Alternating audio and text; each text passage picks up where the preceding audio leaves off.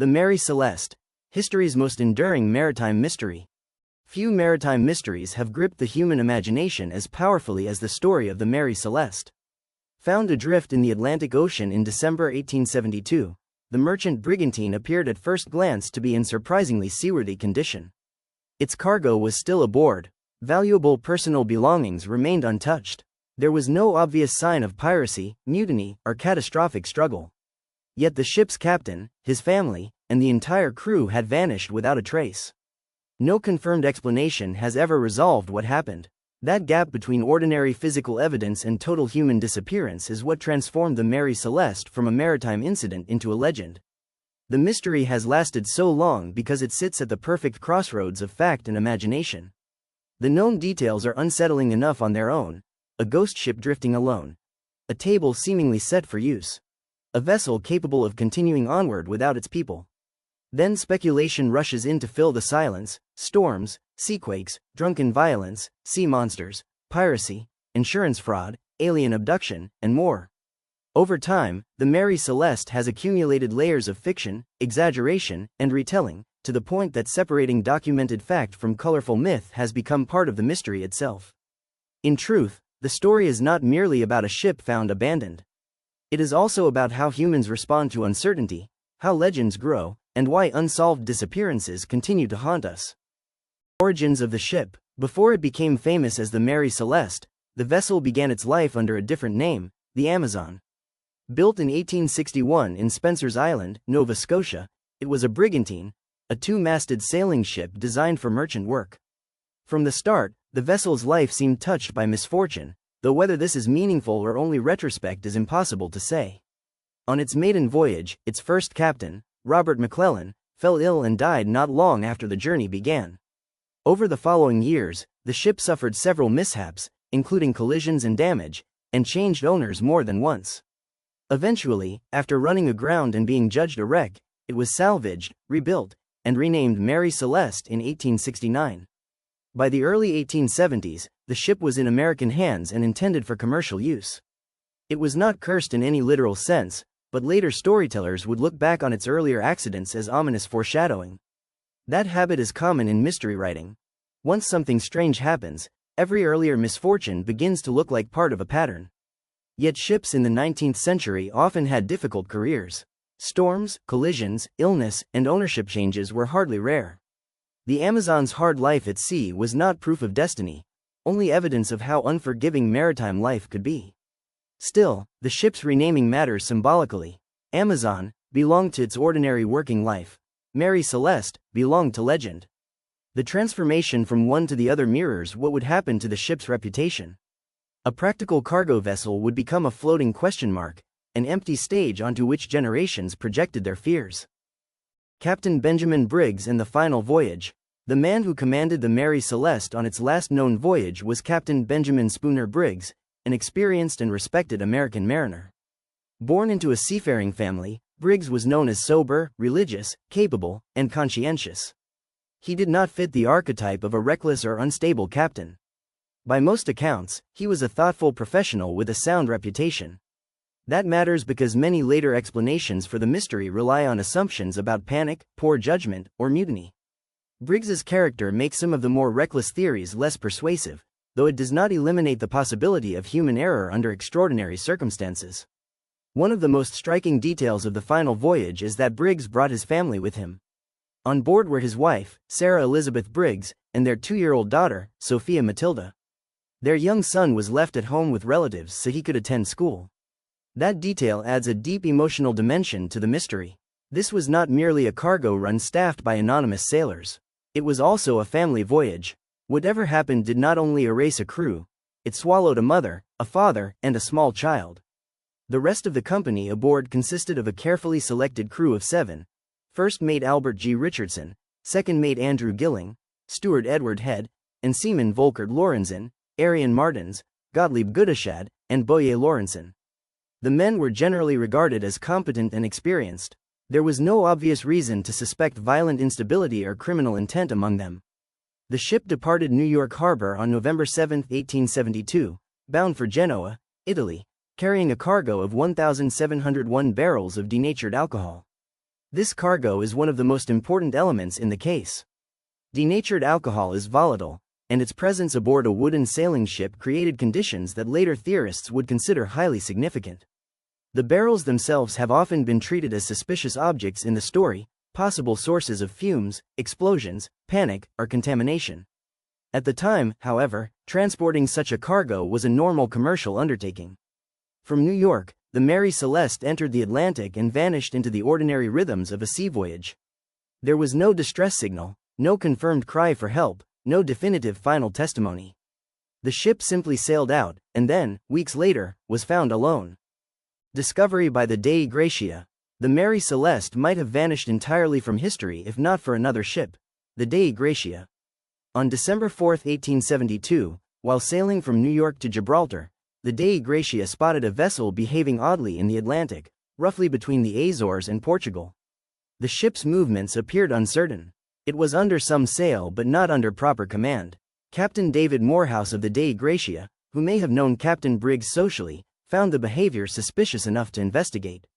A boarding party was sent over. What they found became the basis of one of the world's most famous mystery narratives. The Mary Celeste was deserted. No captain, no crew, no passengers. The ship was still afloat and not in immediate danger of sinking. There was some water in the hold, but not enough to doom the vessel. The sails were partly set, though not in ideal condition. One pump was reportedly disassembled.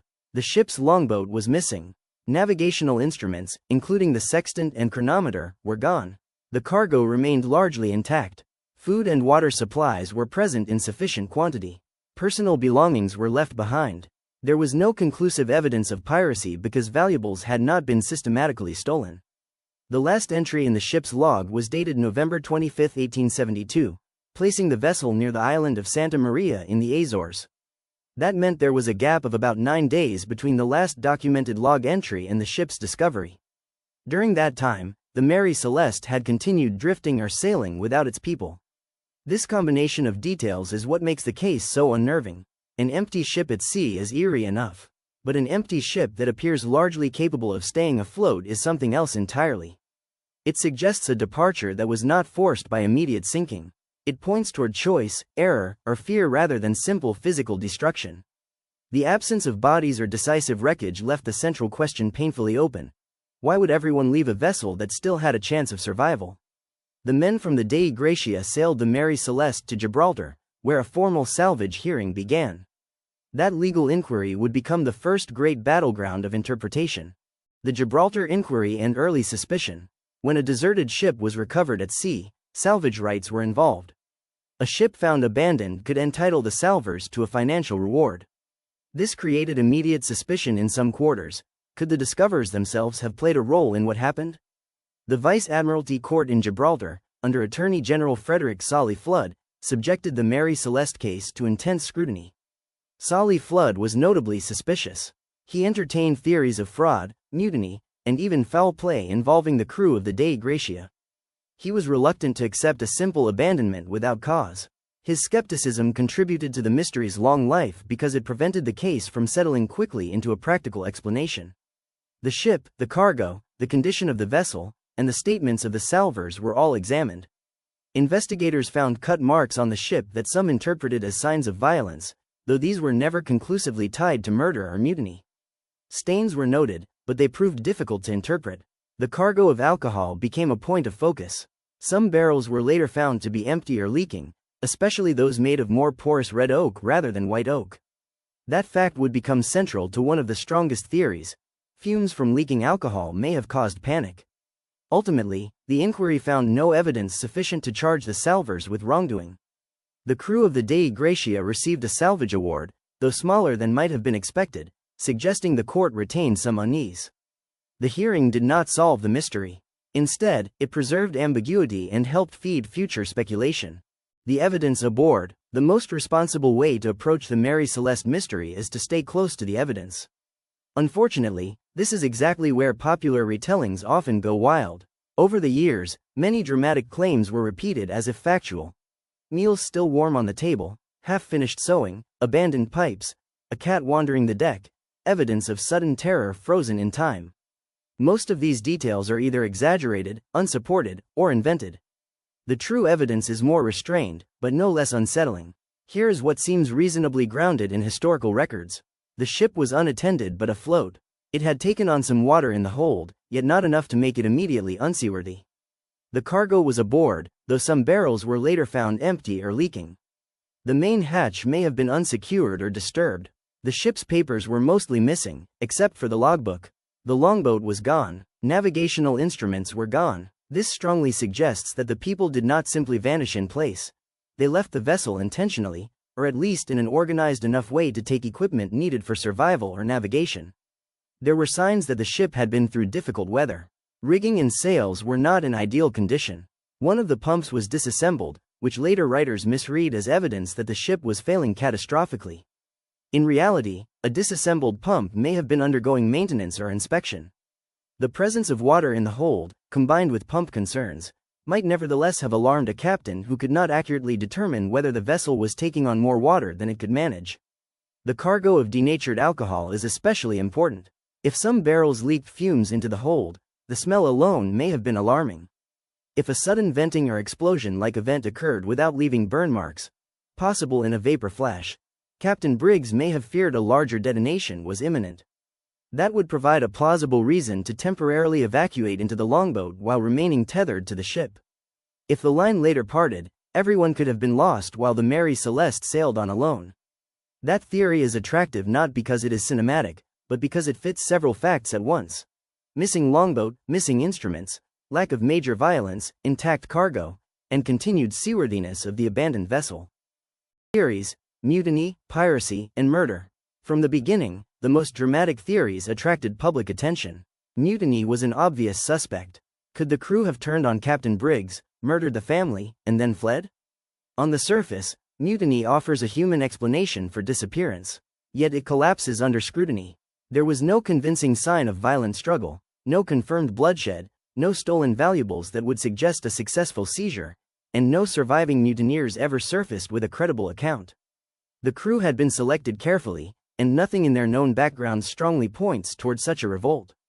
Piracy was another popular idea, but again, the evidence does not cooperate. Pirates seeking profit would likely have taken valuables and perhaps the ship itself. There was no sign of systematic looting. The cargo remained, personal possessions remained. It makes little sense for pirates to force everyone off the ship but leave behind wealth. Murder by the crew of the Dei Gratia was insinuated during the salvage hearings. Because salvors could gain financially, cynics wondered whether they had fabricated the abandonment after committing crimes. Yet the logistics are strained. There was no persuasive physical evidence linking them to foul play, and the timeline offered little support for such a scheme. The inquiry's suspicion has become part of the legend, but not a convincing solution. Insurance fraud has also been suggested. Perhaps the owners or captain plotted a false disappearance. But this theory too lacks firm support. The ship was not in a state that points toward deliberate scuttling, the financial motives do not line up cleanly, and the inclusion of Briggs's wife and child makes such a plot especially implausible. The main problem with many criminal theories is that they import drama where the available facts point more strongly toward emergency, misjudgment, or environmental fear. The Mary Celeste is mysterious precisely because it offers no robust evidence of conventional villainy. Weather and natural causes. Could weather alone explain the abandonment? Storms are the obvious force in maritime disappearances, and the Atlantic in late autumn is not forgiving. Yet the Mary Celeste did not appear storm-wrecked enough to suggest a recent catastrophic tempest. This does not rule out bad weather. Moderate storms, rough seas, or sudden squalls may have damaged rigging, filled the hold with some water, and unnerved those aboard without destroying the vessel.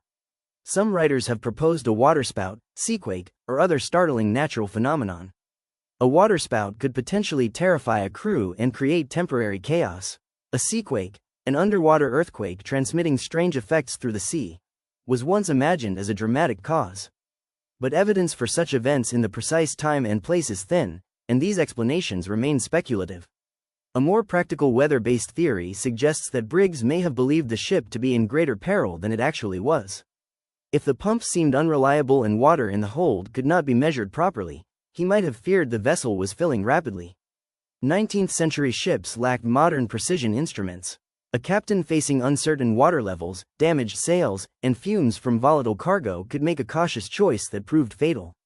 In this sense, weather may not have been the sole cause but part of a chain: rough conditions, confusing evidence, dangerous fumes, rising anxiety, decision to evacuate temporarily, loss of contact with the ship. The alcohol fume theory. Among all explanations, the alcohol fume theory remains one of the most persuasive. The cargo consisted of industrial alcohol packed in barrels, and later investigations suggested that several barrels may have leaked.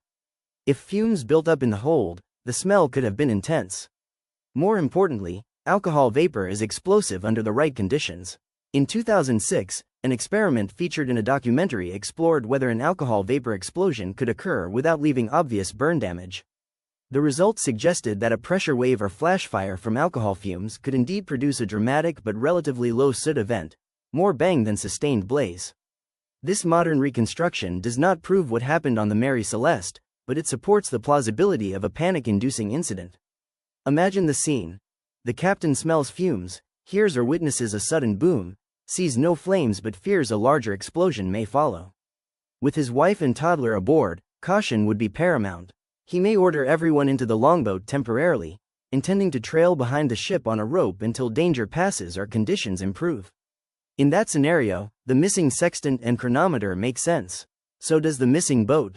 So does the lack of looting and violence. And if wind or a sudden jolt caused the towline to snap, the people in the boat could have been left helpless, watching the Mary Celeste drift away beyond reach. This theory cannot answer every detail, but it aligns with the physical evidence better than most rivals. It turns the mystery from supernatural vanishing into a tragic sequence of prudent actions undermined by terrible luck. Sometimes that is exactly what real mysteries are: not impossible events, just ordinary decisions made under frightening uncertainty. The longboat and the final moments. The absence of the longboat is one of the strongest clues in the case. It is difficult to imagine the crew vanishing without some means of leaving the ship. Since the boat was missing, the simplest conclusion is that they departed in it. But why leave a ship for a smaller, more vulnerable craft in the open Atlantic? Only a few reasons make sense: immediate fear of sinking, fear of explosion or fire, or a belief that land was near enough to justify the move. Since the last log entry placed the vessel near the Azores, Captain Briggs may have thought he was close enough to possible safety. If he misjudged his exact position, or if the weather worsened, the longboat could have been quickly overwhelmed. Some scholars have suggested the longboat may have been attached by a line, allowing the occupants to remain near the ship. This would fit the logic of temporary evacuation. The Mary Celeste itself, more buoyant and provisioned than a small boat, would remain the better survival platform if immediate danger passed. But if the line broke, through chafing, sudden wind, or rough water, the ship could continue on while the boat disappeared into the sea. That image is haunting because it feels so close to the evidence and so humanly plausible. No sea monster is needed, no murderer lurking in the hold, only an emergency decision, a rope, a gust, and then irreversible separation. If that is what happened, the final moments were likely awful. The people in the boat may have believed they were making the safest available choice. They may have expected to reboard within minutes or hours. Instead, they were left stranded in the Atlantic, exposed to sun, waves, thirst, and the long arithmetic of maritime survival. The ship, meanwhile, sailed on as if it had simply forgotten them. Legend, fiction, and the growth of myth. Part of what keeps the Mary Celeste alive in popular imagination is not just the original event, but what happened afterward in literature and journalism. One of the most influential mythmakers was Arthur Conan Doyle, who in 1884 published a fictionalized story titled J. Habakkuk Jeffson's Statement. In it, he changed details, heightened drama, and helped spread false elements that many readers later mistook for fact. Ironically, the future creator of Sherlock Holmes became one of the people most responsible for muddying the historical record of the Mary Celeste. The story's growth through fiction reveals something important about mysteries. People prefer emotionally satisfying details, even if they are invented. A cup of tea still warm on the table is more cinematic than a merely untidy galley. A meal interrupted mid-bite feels like horror frozen in time. The problem is that such details can harden into common knowledge, even when unsupported. As the decades passed, the Mary Celeste became a flexible symbol. It appeared in novels, documentaries, newspaper columns, schoolbooks, radio dramas, and television specials. Each retelling added atmosphere. Some emphasized supernatural explanations, others treated the ship as evidence of the uncanny power of the sea. In this way, the Mary Celeste ceased to be only a historical case. It became a blank page for modern anxieties: fear of disappearance, fear of nature, fear of human irrationality, fear of never knowing. Why the Mary Celeste still fascinates. The Mary Celeste endures because it touches several deep human nerves at once. First, it is a story about absence. There is no body, no confession, no confirmed final witness. Absence is often more disturbing than visible horror because the imagination rushes in to fill what is missing. A murder mystery offers a corpse. The Mary Celeste offers a void. Second, it is a story about the sea, which has always functioned in human culture as a zone of uncertainty. At sea, even simple mistakes become existential. A rope, a gust of wind, a bad reading, a leaking barrel, small problems magnify into catastrophe. The ocean also erases evidence. On land, clues remain. At sea, clues drift, sink, rot, and disappear. Third, the mystery involves a profound emotional contrast. The ship itself survives while the people vanish. That reversal is eerie. We expect humans to tell the story and wreckage to remain mute. Here the ship is the mute survivor. It arrives as a witness that cannot speak. Fourth, the case invites a satisfying but painful type of explanation, one in which no villain is necessary. Many people resist this because villainy feels narratively complete, but real life often operates through confusion and bad luck rather than theatrical evil. The Mary Celeste may be terrifying precisely because it suggests that disaster can emerge from caution, uncertainty, and a single misjudged moment. Historical significance. Beyond its fame as a mystery, the Mary Celeste also offers insight into 19th-century maritime life.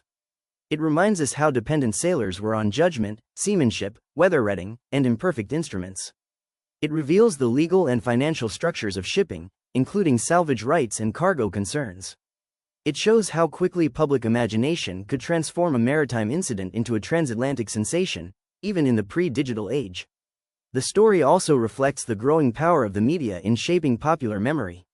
Newspaper coverage amplified uncertainty, later fiction distorted fact, official inquiries failed to settle public doubts.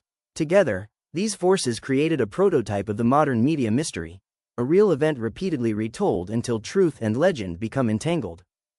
The most plausible explanation. No explanation can be proven with total confidence. That needs to be said plainly. The disappearance of Captain Briggs, his family, and the crew remains unsolved. Still, among the competing theories, the most plausible is a version of the temporary abandonment hypothesis. The Mary Celeste experienced a combination of alarming conditions, possibly leaking alcohol fumes, perhaps a startling vapor event, rough weather, uncertain pump readings, and water in the hold. Captain Briggs, acting prudently under uncertainty, may have ordered the ship evacuated into the longboat with essential navigational instruments, intending to remain nearby until danger passed. The line connecting boat and ship was then lost, leaving the people adrift while the Mary Celeste continued on. This explanation is powerful because it respects the evidence. It also preserves the tragedy at the heart of the case.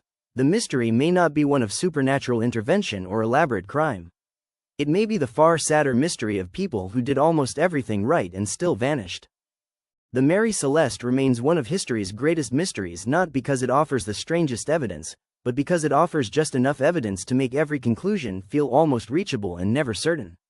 Found abandoned yet afloat, ordinary yet ghostly, it occupies that rare territory where historical fact becomes myth without fully ceasing to be history. At the center of the story are real people: Captain Benjamin Briggs, Sarah Briggs, their little daughter Sophia, and the 7 crew members who disappeared with them. Their fate has been overshadowed by speculation, but they are the human core of the mystery. Whatever happened was not a parlor puzzle to those aboard. It was a final sequence of fear, decision, and loss. The ship itself became a symbol because it embodies a nightmare that is both simple and profound. To be left behind by the world while evidence drifts on, unexplained. An empty ship on an open sea tells us that life can vanish even when the stage remains set. The sails may still hang, the cargo may still rest below deck, the food may still wait in stores, but the human story is gone. And that is why the Mary Celeste still haunts us. Not because we know what happened, but because we can almost imagine it. The ship comes close enough to explanation to stir reason, yet remains distant enough to preserve wonder. It is the perfect mystery vessel, tangible, documented, and forever silent.